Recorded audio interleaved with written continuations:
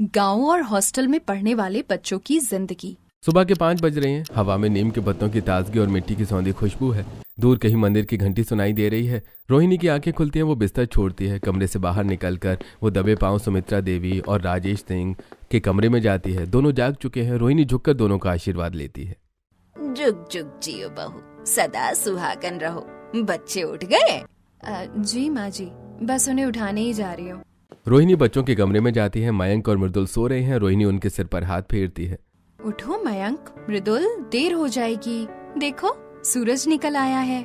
बच्चे बिना किसी चिड़चिड़ेपन के मुस्कुराकर उठते हैं। मयंक उठकर सीधे दादाजी के पास जाता है। दादाजी प्रणाम। प्रणाम बेटा, जाओ पहले ताजा दूध पी लो, फिर तुम दोनों भाइयों को ट्यूशन भी जाना है।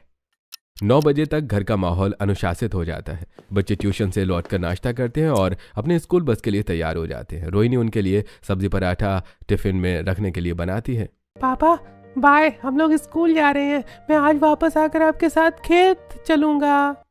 रोहित के घर में सुबह का माहौल किसी लड़ाई के मैदान जैसा है। गांव की सुबह से बिल्कुल उल्टा।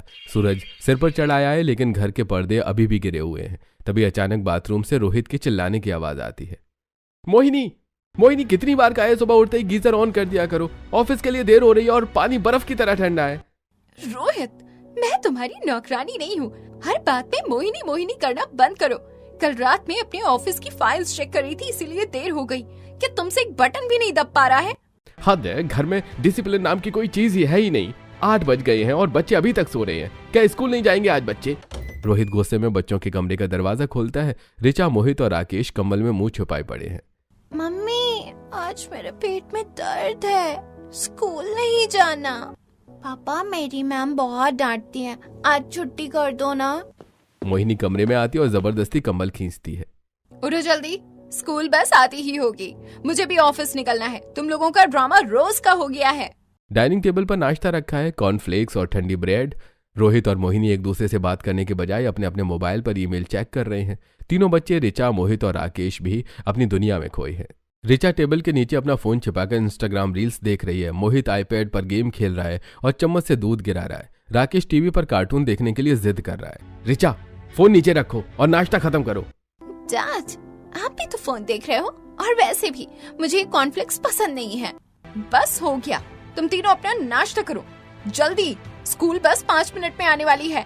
तीनों बच्चे स्कूल चले गए हैं। रोहित और मोहिनी डाइनिंग टेबल पर बैठकर बातें कर रहे हैं। रोहित, आज फिर स्कूल से कॉल आया था। राकेश ने अपनी क्लास में झगड़ा किया है और ऋचा के ग्रेड्स गिरते जा रहे हैं। हमें कुछ करना होगा। क्या करें मोहिनी, हम दोनों सुबह निकलते हैं, रात को घर आते हैं। बच्चों को टाइम ही नहीं दे पाते। केयर टेकर के भरोसे कब तक छोड़ेंगे? मेरे पास एक परमानेंट सॉल्यूशन है। क्यों ना हम तीनों बच्चों को शहर के सबसे बेस्ट हॉस्टल में डाल दें। वहाँ स्ट्रिक्ट डिसिप्लिन होगा, टाइम पर उठना, टाइम पर पढ़ना। वहाँ वो सब सीखेंगे जो हम यहाँ नहीं सिखा पा रहे। पर मोहिनी, वो अभी बहुत छोटे हैं। माँ और बाबूजी को पता चलेगा तो नाराज हो जाएंगे। वो हमेशा कहते हैं कि बच्चों को अपनों के साए में बढ़ना चाहिए। तुम भी हर जगह गांव की बातें लेकर बैठ जाते हो। गांव की बातें छोड़ो रोहित। तुम्हारे बड़े भाई और रोहिणी दीदी के पास तो कोई काम नहीं है। वो सारा दिन बच्चों के पीछे लगे रहते हैं। मयंक और मृदुल शायद खुश हो, पर हमारे बच्चों को स्मार्ट बनना है। हॉस्टल में वो इंडिपेंडेंट बनेंगे। यहाँ वो बिगड़ रहे हैं, वहाँ वो सुधर जाएंगे। मोहिनी और रोहित ने आसान रास्ता चुनते हुए तीनों बच्चों को हॉस्टल में डाल दिया। उन्होंने अपनी सारी जिम्मेदारियों को हॉस्टल की फीस में बदल दिया और अब तीनों बच्चों की हॉस्टल में ये पहली सुबह होती है। अचानक एक तेज कान फड़कने वाला अलार्म बजता है। Out of bed now, 2 minute के अंदर सभी बच्चे लाइन में खड़े हो जाओ, वरना आज का नाश्ता कैंसिल। वार्डन की गुस्से भरी आवाज सुनकर राकेश रोने लगता है। वो अपनी मां को पुकारना चाहता था, लेकिन वार्डन के हाथों में मोटा डंडा देखकर चुप हो जाता है। वहीं दूसरी तरफ गांव की सुबह में एक अलग सा सुकून था। रोहिणी जमीन पर बैठकर मृदुल के बाल अपने हाथों से सहलाती है और धीरे से उसके कान में कहती है, उठो मेरे बेटो, दादी ने तुम्हारे लिए गरम दूध और जलेबी बनवाई है, जल्दी बाहर आ जाओ। मृदुल आंखें मलता हुआ उठता है और अपनी माँ के गले लग जाता है और मयंक दादी के पास चला जाता है। प्रणाम दादी, आज आपने हमारे लिए जलेबी बनाई है। जलेबी तो मुझे बहुत पसंद है। गांव में अनुशासन डर से नहीं प्यार से सिखाया जा रहा था और वहीं दूसरी तरफ हॉस्टल में अनुशासन डर से सिखाया जा रहा था और वही डर बच्चों के दिल में नफरत पैदा कर रहा था उनके मम्मी पापा के लिए। हमारे मम्मी पापा कितने सेल्फिश हैं। अपनी फ्रीडम के लिए हम तीनों को इस जेल में बंद कर दिया। क्या उन्हें हमारी याद नहीं आती? हॉस्टल की ऊंची दीवारों के पीछे एक सुनसान कोना है। मोहित और राकेश वहां अकेले बैठे हैं। उन्हें मम्मी पापा की याद आ रही है और कोई सुनने वाला नहीं है। तभी वहां हॉस्टल के कुछ बिगड़े हुए सीनियर लड़के आते हैं। नए आए हो? लड़कियों की तरह क्यों रो रहे हो? वहां रोने से कुछ नहीं होगा, स्ट्रांग बनना है तो ये लो। नहीं, मम्मी ने मना किया है। मम्मी? कौन सी मम्मी? वही जो तुम लोगों को यहाँ इस जेल में छोड़ कर गई है। उन्हें तुम्हारी फिक्र होती तो वो खुद उन्हें पढ़ाती। आप ठीक कह रहे हो भैया। अगर हमारी मम्मी को हमारी फिक्र होती तो हम लोगों को इतने छोटे में यहाँ हॉस्टल क्यों छोड़ती। जब उन्हें तुम्हारी फिक्र नहीं हो तो तुम भी उनकी फिक्र मत करो। अगर हमारे जैसे असली मर्द बनना है तो सिगरेट पियो और किसी से मत डरो। 8 साल का राकेश ये सब चुपचाप देख रहा है। उसके दिमाग में ये बैठ रहा है कि गाली देना और रूल्स तोड़ना ही यहाँ सर्वाइवल का तरीका है। वहीं दूसरी तरफ गांव में मृदुल और मयंक अपने पापा और दादाजी के साथ खेत की मिट्टी में खेल कूद रहे हैं। अरे मृदुल और मयंक, जिस मिट्टी में खेल रहे हो वही मिट्टी हमें अनाज देती है और उससे हमारा पेट भरता है। यह जमीन कभी झूठ नहीं बोलती। इसमें जितना पसीना डालोगे, जितनी मेहनत करोगे, वह उतना ही मीठा फल देगी। ईमानदारी की कमाई मीठे गन्ने की तरह होती है और बेईमानी की कमाई कड़वी नीम की तरह। दादाजी, स्कूल में एक लड़का कह रहा था कि नकल करके पास होना स्मार्ट वर्क है। बेटा, नकल करके तुम स्कूल की परीक्षा में तो पास हो जाओगे, लेकिन जिंदगी की परीक्षा में फेल हो जाओगे। नकल से मिली डिग्री नौकरी तो दिलवा सकती है, इज्जत नहीं दिलवा सकती। और असली मर्द वही है जो अपने घर में सूखी रोटी खाए मगर इज्जत से। इसी तरह कुछ दिन बीत जाते हैं और फिर एक दिन दादाजी, दादी जी, मृदुल और मयंक सभी लोग आंगन में बैठ के बातें कर रहे होते हैं। रोहिणी सभी के लिए चाय बनाकर लाती है। तभी मृदुल कहता है, माँ, आज तो राकेश का जन्मदिन है, फोन करिए ना चाचा को, मुझे राकेश से बात करनी है। मैंने उसके लिए मेले से खिलौना खरीदा है, उसको दिखाना है। हाँ बहू, जरा फोन तो लगाओ रोहित को, बड़े दिन हुए बच्चों की आवाज ही नहीं सुनी। रोहिणी फोन लगाती है और स्पीकर ऑन कर देती है। दूसरी तरफ से रोहित फोन उठाता है। हेलो देवर जी, हर घर में सब ठीक है? वो आज राकेश का जन्मदिन है ना, तो मृदुल उससे बात करने की बहुत जिद कर रहा था। अपने बिजी स्केड्यूल के कारण से मोहिनी और रोहित को यह भी याद नहीं रहता कि आज उनके छोटे बेटे राकेश का जन्मदिन है। रोहिणी के फोन आने के बाद रोहित को याद आता है कि आज तो राकेश का जन्मदिन है। भाभी, वो राकेश सो गया है, मैं बाद में बात करा दूंगा ना। अभी तो शाम के 6 बजे हैं, इतनी जल्दी तो नहीं सोता राकेश, तू झूठ बोल रहा है। तभी पीछे से मोहिनी की आवाज आती है। वो रोहित के हाथ से फोन छीन लेती है। सही कहा आपने माँ जी, राकेश इतनी जल्दी नहीं सोता, लेकिन हम राकेश से आपकी बात नहीं करवा सकते क्योंकि वो घर में नहीं है। हमने ऋचा, मोहित और राकेश को एक बड़े हॉस्टल में भेज दिया है, जहाँ रह रहकर वो डिसिप्लिन सीखेंगे और इंडिपेंडेंट होंगे। मोहिनी की बात सुनते ही पूरे आंगन में सन्नाटा सा छा जाता है। क्या हॉस्टल? मोहिनी बहू, राकेश के तो अभी दूध के दांत भी नहीं टूटे, तुम दोनों ने उन्हें घर से बाहर निकाल दिया। ऐसा क्या बिगाड़ दिया था तीनों मासूम बच्चों ने तुम दोनों का? माँ जी, घर से निकाला नहीं है, अच्छे हॉस्टल में एडमिशन कराया है। यहाँ मुझे भी मेरी जॉब देखनी होती है, रोहित के पास भी अपना काम है। आप लोग तो गांव में रहते हैं ना, आप लोगों के पास बहुत ही फ्री टाइम होता है, हमारे पास नहीं है। और फिर बहुत महंगे हॉस्टल में एडमिशन कराया है, जहाँ पढ़ाई करके मेरे बच्चे स्मार्ट बनेंगे। अरे चुप करो बहू, स्मार्ट बनने की बात करती हो? तुम दोनों ने अपने बच्चों को अनाथ बना दिया है। इतने स्वार्थी हो गए हो तुम दोनों कि अपने ही बच्चों को देने के लिए समय नहीं है तुम्हारे पास। अरे स्कूल से तो शिक्षा मिल जाएगी, लेकिन असली शिक्षा संस्कार होते हैं, वो तो घर से ही मिलते हैं। रोहित, तू चुप क्यों है? क्या तेरा दिल भी नहीं कांपा अपने बच्चों को यूं अकेले में छोड़ने में? पापा जी प्लीज, हमारे घर के मामलों में इंटरफेयर मत करिए। मेरे बच्चे हैं, मैं जानती हूँ उनके लिए क्या अच्छा है। आप लोग अपने मयंक और मृदुल को गांव की धूल में पाल रहे हैं, पालते रहिए, हमें कोई दिक्कत नहीं, पर हमारे बच्चों के फ्यूचर के बीच में कोई ना बोले तो बेहतर। रोहित, फोन काटो। रोहित फोन काट देता है। पूरे आंगन में सन्नाटा छा जाता है। मृदुल जो खिलौने राकेश के लिए लाया था वो उसके हाथ से गिर जाते हैं और अब ऐसे ही कुछ दिन बीत जाते हैं। रोहित अपने किसी इंपॉर्टेंट मीटिंग में बिजी है। तभी उसके मोबाइल में हॉस्टल के नंबर से कॉल आता है। देखिए वार्डन साहब, मैंने आपसे पहले ही कहा था मुझे वर्किंग आवर्स में कॉल नहीं करना, बताइए क्या हुआ अब? मिस्टर रोहित, आपका छोटा बेटा राकेश रो रो कर बेहाल है, आपसे बात करने को कह रहा है और उसकी तबीयत भी कुछ ठीक नहीं है। अरे यार, राकेश का नाटक रोज का ही हो गया है। उसे एक चॉकलेट दे दीजिए या डरा कर सुला दीजिए। कल मेरा एक बहुत बड़ा प्रेजेंटेशन है, तो छोटे मोटे रोने धोने के लिए मुझे डिस्टर्ब मत करिए। रोहित फोन काट करके फिर से अपने काम में बिजी हो जाता है। वो इतना बिजी होता है कि उसे ध्यान ही नहीं होता वार्डन ने कहा था कि उसके छोटे बेटे राकेश की तबीयत खराब है। वहीं दूसरी ओर गांव में मयंक और मृदुल अपने पापा राहुल के पास बैठे हैं।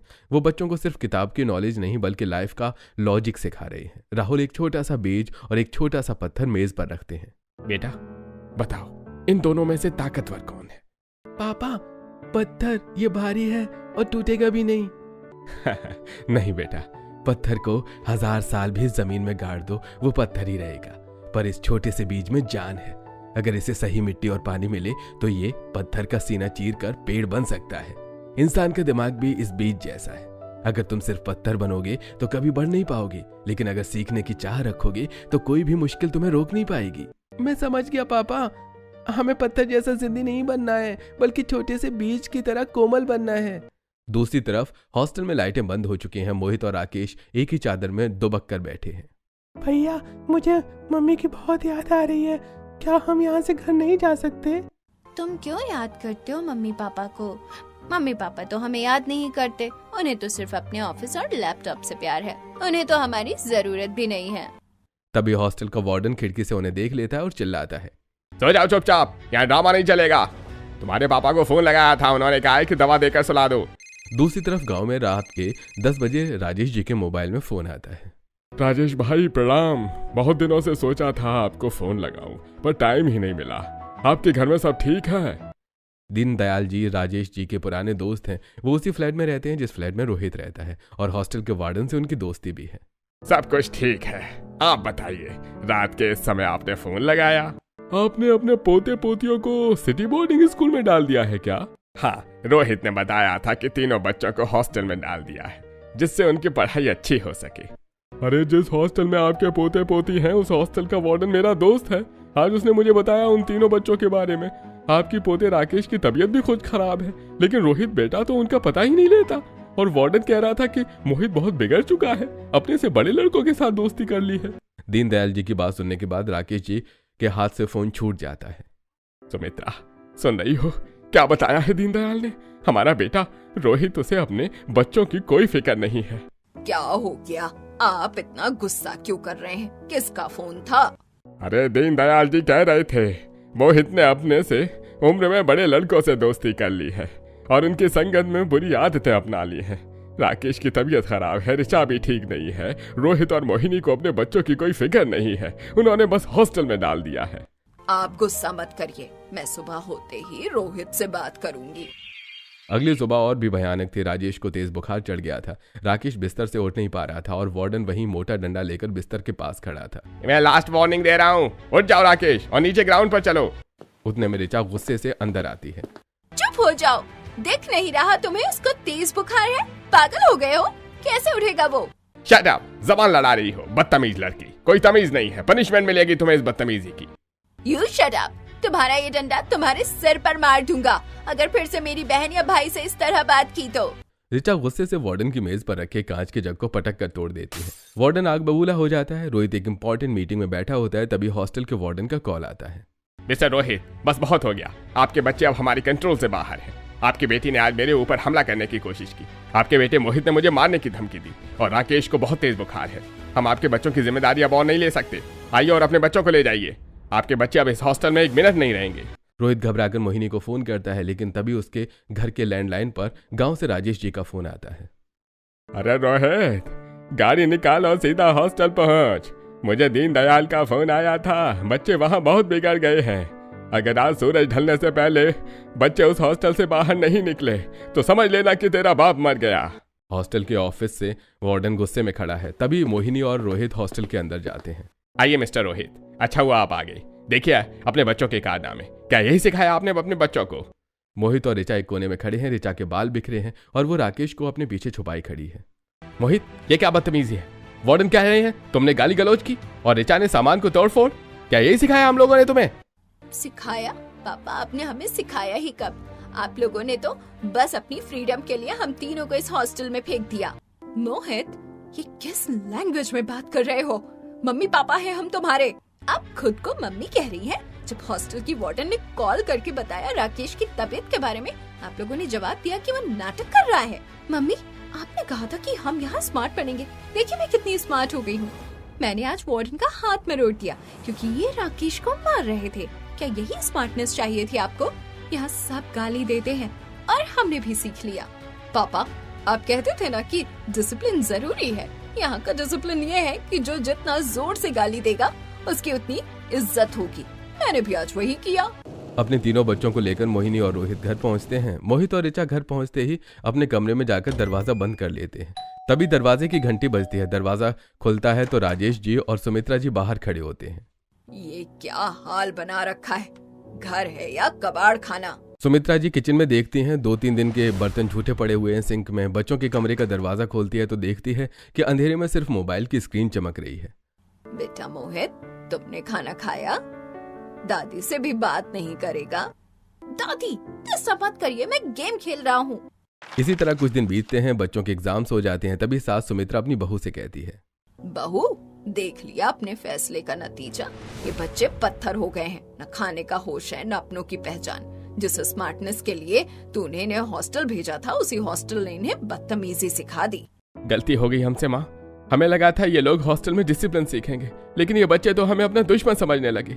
अब एक ही रास्ता है, उनकी परीक्षा भी हो गई है। मैं इन तीनों को अपने साथ गांव ले जाऊं। वहाँ की खुली हवा और अपनों का साथ ही इन्हें फिर से इंसान बना सकता है। हर चीज का सॉल्यूशन गांव कैसे हो सकता है? इतने महंगे हॉस्टल में नहीं सुधर पाए तो गांव में कैसे सुधरेंगे? अभी तुम परेशान हो, लेकिन इन तीनों को मेरे साथ जाने दो। मुझे भरोसा है ये अपने गैजेट्स की दुनिया से बाहर निकलेंगे। दादा दादी तीनों बच्चों को साथ लेकर गांव पहुंचते हैं। गांव आते ही बच्चों के नखरे चालू हो जाते हैं। तेरे की, यहाँ तो नेटवर्क ही नहीं आ रहे हैं। मैं यहाँ बोर होकर मर जाऊंगा। बड़ी माँ, यहाँ वॉशरूम कितना दूर है और ये मक्खियाँ, छी, यहाँ रहना नामुमकिन है। बच्चों के इस बिहेवियर को देखकर सुमित्रा जी पहले थोड़ा घबराती हैं, लेकिन उन्हें यकीन होता है कि अपनों का प्यार और गांव की मिट्टी उन बच्चों को फिर से अपनों की ओर खींच लाएगी। तभी रोहित का फोन आता है सुमित्रा के पास। माँ, बच्चों के क्या हाल है? क्या वहाँ भी ऐसे ही परेशान कर रहे हैं? तू घबरा मत, अब जब तुम लोग आओगे तो अपने बच्चों को अलग ही रूप में पाओगे। अगली सुबह सुमित्रा देवी ने 5 बच्चों को बुलाया, मयंक, मृदुल, ऋचा, मोहित और राकेश। उन्होंने बीच आंगन में एक पुरानी संदूक रखी। इस संदूक में तुम्हारे दादाजी का एक खजाना है, लेकिन इसे खोलने के लिए मुझे 5 चाबियों की जरूरत है, और वो चाबियां लोहे की नहीं, काम की हैं। सुमित्रा जी और रोहिणी ने मिलकर प्लान बनाया। अगर बच्चों को मोबाइल से दूर करना है तो उन्हें कहीं और बिजी करना पड़ेगा। ऋचा, तुझे अपनी बड़ी मम्मी के साथ मिलकर किचन में वो जादुई मसाला ढूंढना है जिसे खाने में माँ जैसी महक आए। मोहित, तुम्हें दादाजी के साथ खेत जाना होगा और उस मेड़ को पहचानना होगा जहाँ से सूरज उगता हुआ सबसे साफ दिखता है। और मेरे छोटे राकेश के लिए छोटा सा काम है, रोज शाम छत में पक्षियों के लिए पानी रखना होगा। 1 हफ्ते के अंदर चमत्कार होने लगा। ऋचा, जो कभी मोबाइल हाथ से छोड़ती नहीं थी, अब बड़ी मम्मी के साथ किचन की नई नई टिप्स जानने में इंटरेस्ट लेने लगी। एक दोपहर जब बिजली कटी तो बच्चे झुंझलाए नहीं। मोहित, बड़ी मम्मी बता रही थी कि जब वो छोटी थी तो उनके पास फोन नहीं था, वो लोग लेटर्स लिखते थे। सोच, एक मैसेज पहुंचने में 10 दिन लगते होंगे, पर उस लेटर के रिप्लाई का वेट करने में तो मजा आता होगा। मैं दादा के साथ रोज खेत जाता हूँ और वहाँ मृदुल और मयंक के साथ बहुत खेलता हूँ। मुझे मोबाइल अच्छा नहीं लगता अब। 15 दिन बाद मोहिनी और रोहित बिना किसी को बताए गांव आते हैं। सोचा सबको सरप्राइज देते हैं। उन्हें नहीं पता था वो खुद ही सरप्राइज हो जाएंगे। उन्होंने देखा कि उनके बच्चे जो कभी साथ में बैठते नहीं थे, आज सब घर वालों के साथ बैठकर हंसी मजाक कर रहे थे। प्रणाम। हमने सोचा अचानक से जाकर आप लोगों को सरप्राइज कर देंगे, पर यहाँ तो हमें ही सरप्राइज मिल गया। ये सब कैसे हुआ मम्मी? ऋचा और मोहित बिना मोबाइल के बैठे हुए, अनबिलीवेबल। अरे हमने कहा था ना, ये बच्चे अपनों के साथ रहेंगे तो अपना हर गम भूल जाएंगे और फिर से मुस्कुराने लगेंगे। रात के सन्नाटे में सभी सो जाते हैं, पर मोहिनी की आंखों में नींद नहीं है। बाहर निकलती है, उसकी नजर रोहिणी के कमरे में जाती है। रोहिणी के कमरे का दरवाजा खुला है। मोहिनी ने उसके कमरे में जाकर देखा और उसकी आंखें भर आईं। मुझे तो भरोसा ही नहीं हो रहा है, मोहित जो इतना चिड़चिड़ा था आज कैसे अपनी बड़ी मम्मी के साथ सो रहा है। ऋचा मृदुल मयंक के पास सो रही है। भाभी, जिन्हें मैंने इतना बुरा भला कहा, वो मेरे बच्चों को अपने बच्चों की तरह ख्याल रख रही हैं। मोहिनी को अपनी कॉर्पोरेट कामयाबी मिट्टी के मोल लगने लगी। उसे एहसास हुआ कि उसने बच्चों को ब्रांडेड कपड़े और महंगे खिलौने तो दिए, पर माँ की ममता नहीं दे पाई। अगली सुबह मोहिनी रसोई में पहुंच गई। रोहिणी चाय बना रही थी। मोहिनी ने पीछे से जाकर रोहिणी का हाथ पकड़ लिया और उसकी आंखों से आंसू बहने लगे। दीदी, मुझे माफ कर दीजिए, मैं अपने करियर के पीछे अंधी हो गई। मुझे मेरे बच्चे ही बोझ लगने लगे थे। मैंने आपको अनपढ़ कहा, गांव वाली कहा, हमेशा आपको पिछड़ी हुई समझा। पर आज समझ आया, असली शिक्षा तो आपके पास ही है, जिसने मेरे उजड़े हुए बच्चों को संवार दिया। परिवार तो होता ही इसीलिए है कि मुश्किल समय में एक दूसरे के साथ दे सके। और फिर वो बच्चे सिर्फ तुम्हारे ही तो नहीं है, मुझे भी तो बड़ी मम्मी कहते हैं। तभी सुमित्रा देवी और राजेश जी भी वहां पर आ जाते हैं। पापा जी, मुझे माफ कर दीजिए, मैंने आपसे भी बहुत बदतमीजी करी, आपकी कोई बात नहीं मानी। आपने मुझे बहुत समझाया कि बच्चों को हॉस्टल में मत डालो, लेकिन मैंने किसी की एक न मानी। मम्मी जी, पापा जी, मुझे माफ कर दीजिए। अरे देर आए दुरुस्त आई बहू, परिवार में माफी नहीं सुधार की जरूरत होती है, और सुधार तुमने कर लिया है। तभी बच्चों की आवाज आती है, दादी आज तो आप हमें वो संदूक खोल के दिखाने वाली थी ना। अरे हाँ, मुझे याद है। चलो आओ सभी बच्चों, आंगन में आज तुम लोगों को इस संदूक के अंदर का खजाना दिखाती हूँ। लकड़ी के संदूक में कोई खजाना नहीं, बल्कि बचपन की पुरानी यादें थीं।